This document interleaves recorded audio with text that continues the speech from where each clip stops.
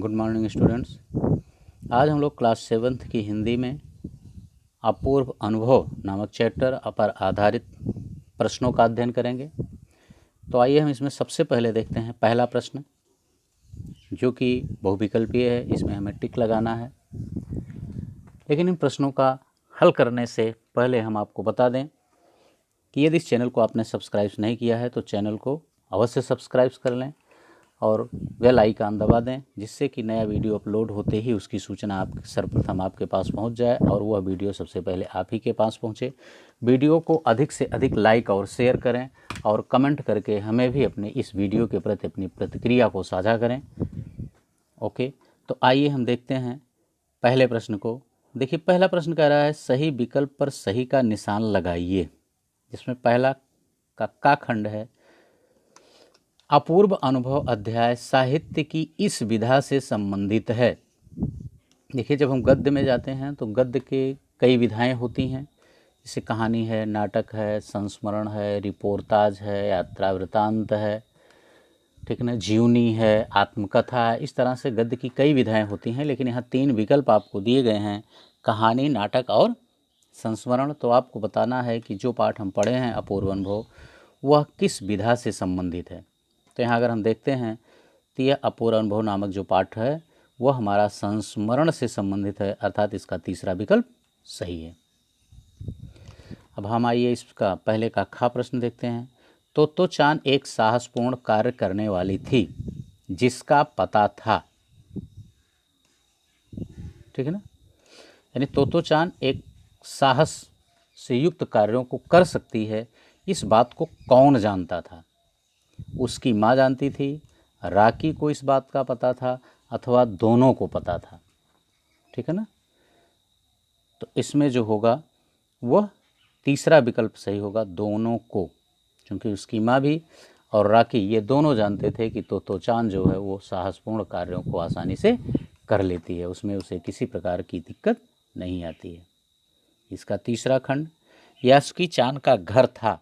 क्योंकि आपने पढ़ा है पाठ में कि तोतो चान जब यासुकी चान को अपने पेड़ पर चढ़ाने के लिए जाती है तो अपने माँ को बताती है कि वह यासुकी चान के घर जा रही है, जो कि डेनेन चूफ में स्थित था। यानी इसका दूसरा विकल्प सही है। आइए अब हम पहले का घा खंड देखते हैं। यासुकी चान के कमज़ोर थे। आपने देखा पाठ में कि उसको यासुकी चान को पोलियो हुआ था, ठीक ना। तो उसके कौन से अंग कमज़ोर थे? हाथ कमज़ोर था या पैर कमज़ोर था, अथवा ये दोनों कमज़ोर थे? तो देखिए, पाठ के प्रारंभ में तो आपने देखा कि वो लंगड़ाते हुए किसी तरह से यासुकी चान जो है वो तोतो चान के पास पहुंचा था जब उसने उसे बुलाया था अपने पेड़ पर चढ़ाने के लिए। तो यहाँ तो लगता है कि उसके पैर कमज़ोर थे, लेकिन जब वो सीढ़ी के ऊपर पहुंच जाता है और तोतो चान उसके हाथों को पकड़कर घसीटती है द्विशाखा पर ले जाने के लिए, तो वहाँ उसके हाथों की उंगलियां भी पिचकी और चिपटी सी दिखाई गई हैं लेखिका के द्वारा। तो जिससे स्पष्ट है कि उसके केवल पैर ही नहीं बल्कि हाथ भी कमज़ोर थे। तो यहाँ ये तीसरा विकल्प सही होगा, ठीक है ना, कि दोनों कमज़ोर थे। ओके बच्चों, अब आइए हम इस पाठ पर आधारित दूसरे प्रश्न को देखते हैं। देखिए, दूसरा प्रश्न है, वो कह रहा है कि नीचे लिखे रिक्त स्थान भरिए। ठीक ना, तो ये भी 5 भागों में विभक्त है दूसरा प्रश्न। इसमें आपको खाली जगह भरनी है। तो आइए देखते हैं इसका पहला प्रश्न। देखिए, पहला कह रहा है तोतो चान का पेड़ मैदान के बाहरी हिस्से में जाने वाली सड़क के पास था। ठीक ना, तोतो चान का पेड़ मैदान के बाहरी हिस्से में जाने वाली सड़क के पास था। तो ये पाठ आपने पढ़ा है, तो हम उम्मीद करते हैं कि आपको ये याद होगा कि तोतो चान का पेड़ कहाँ था। ठीक है ना, तो आप बता सकते हैं कि तोतो चान का पेड़ कहाँ था। ओके, तो इसमें देखिए कि तोतो चान का पेड़ कहाँ था।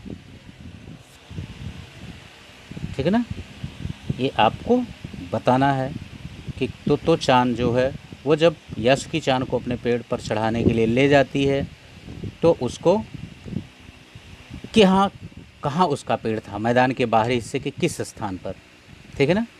तो यहाँ जो है उसका पेड़ कोहोनबुत्सु, क्या भरा जाएगा यहाँ, कोहोनबुत्सु जाने वाली सड़क के पास था, कोहोनबुत्सु। ये इस तरह से इसको हम लिखेंगे, कोहोन, ठीक है ना, बुत्सु, कोहोनबुत्सु, ये इस प्रकार से, यानी तोतो चान का पेड़ मैदान के बाहरी हिस्से में कोहोनबुत्सु जाने वाली सड़क के पास था। ओके, तो ये था दूसरे का का खंड। अब आइए हम दूसरे का खा खंड देखते हैं। तोतो चान ने को अपने पेड़ पर आमंत्रित किया था। अब इसको भी हम उम्मीद करते हैं कि आप लोग इसे भी हल कर लेंगे, कोई प्रॉब्लम आपको नहीं होनी चाहिए, क्योंकि आप जानते हैं, पाठ को आपने पढ़ा है कि तोतो चान ने किसे अपने पेड़ पर चढ़ने के लिए आमंत्रित किया था, ठीक है ना, किसे आमंत्रित किया था, ओके, यासुकी चान को। तोतो चान ने यासुकी चान को अपने पेड़ पर आमंत्रित किया था, ठीक।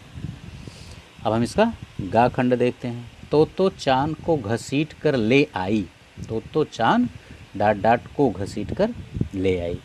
आपने देखा कि जब तोतो चान और यासुकी चान दोनों पेड़ के पास पहुंचते हैं तो अचानक तोतो चान जो है वो कुटिया के पास, चौकीदार की कुटिया के पास भागकर जाती है, तो वहाँ से वो सीढ़ी ले आती है, ठीक है ना। तोतो चान सीढ़ी को घसीट कर ले आई, इसमें सीढ़ी भरा जाएगा, ठीक, सीढ़ी, ये गा में भरा जाएगा, और खा में भरा जाएगा यासुकी चान, यासुकी चान, ओके, ये खा में भरा जाएगा। अब आइए हम इसका घा खंड देखते हैं। काफ़ी मेहनत के बाद दोनों आमने सामने पेड़ की पर थे, ये पाठ के अंत में आया लगभग, पेड़ की दुई शाखा, पेड़ की दुई शाखा पर थे, ठीक ना, इसमें दुई शाखा भरा जाएगा, ठीक है। अब आइए हम इसका अंगा खंड देखते हैं। यासुकी चान के लिए पेड़ पर चढ़ने का यह डाट डाट और मौका था, यह पहला और अंतिम, पहले में माने पहले खाली स्थान में पहला भरा जाएगा और दूसरे खाली स्थान में अंतिम भरा जाएगा, ठीक है ना, पहला और अंतिम मौका था। ओके बच्चों, तो ये था दूसरा प्रश्न। उम्मीद करते हैं कि इसमें भी आपको कोई प्रॉब्लम नहीं होगी, दूसरा प्रश्न भी आप आसानी से सॉल्व कर लेंगे। अब आइए हम इस पाठ पर आधारित तीसरा प्रश्न देखते हैं। देखिए, तीसरा भी दो भागों में विभक्त है, का और खा। तीसरा प्रश्न कह रहा है, नीचे लिखी पंक्तियों का आशय स्पष्ट कीजिए। बादल का एक बड़ा टुकड़ा बीच बीच में छाया करके इन्हें कड़कती धूप से बचा रहा था, ठीक ना, तो इसका आपको आशय स्पष्ट करना है। यानी यहाँ पर लेखिका कहती है कि जब तोतो चान यासुकी चान को अपने पेड़ पर चढ़ा रही थी तो वो दोपहर का समय था और धूप तेज़ थी, लेकिन आकाश में कहीं कहीं बादल के टुकड़े तैर रहे थे, जो तैरते हुए कभी कभी बादल के वे टुकड़े जब सूर्य के नीचे आ जाते थे, उसकी किरणों के नीचे आ जाते थे, तो यासुकी चान और तोतो चान को उनसे छाया मिल जाती थी, कुछ देर के लिए धूप से राहत मिल जाती थी, ठीक है ना। तो ऐसा प्रतीत होता था कि जैसे बादल का वह टुकड़ा यासुकी चान और तोतो चान को उस धूप से बचा रहा है। तो ये था का आशय। आइए अब हम खा का आशय देख लेते हैं। तोतो चान को उसे माने यासुकी चान को हंसाने के लिए गाल फुला फुला कर तरह तरह के चेहरे बनाने, चेहने है इसमें चेहरे होगा शब्द, ठीक है ना। तोतो चान को उसे यानी यासुकी चान को हंसाने के लिए गाल फुलाकर तरह तरह के चेहरे बनाने पड़े। यानी यासुकी चान जब निराश हो चुका था, जब तक तिपाया सीढ़ी नहीं आई थी, दुपाया वाली सीढ़ी पर वो चढ़ नहीं पा रहा था, उसे लगा कि अब वो नहीं चढ़ पाएगा, तो उसके मन में निराशा की भावना उत्पन्न हुई और उसके मन से उस निराशा को हटाने के लिए ही तोतो चान ने ऐसा किया कि वो उसके सामने गाल फुला कर रही थी, जिसे अक्सर बच्चे जो हैं वो चिढ़ाते हैं इधर उधर मुंह बना के, तो कुछ इसी तरह से तोतो चान ने करके भी यासुकी चान को हंसाने का प्रयास किया था। ओके बच्चों, बस इस पार्ट में इतना है। लेकिन आप लोगों को फिर से बता दें कि यदि इस चैनल को अभी तक आपने सब्सक्राइब नहीं किया है तो चैनल को सब्सक्राइब अवश्य कर लें, बेल आइकन दबा दें और वीडियो को अधिक से अधिक लाइक और शेयर करें और हमें भी कमेंट करके अपनी प्रतिक्रिया ज़रूर दें कि यह वीडियो आपको कैसा लगा। Okay, thank you.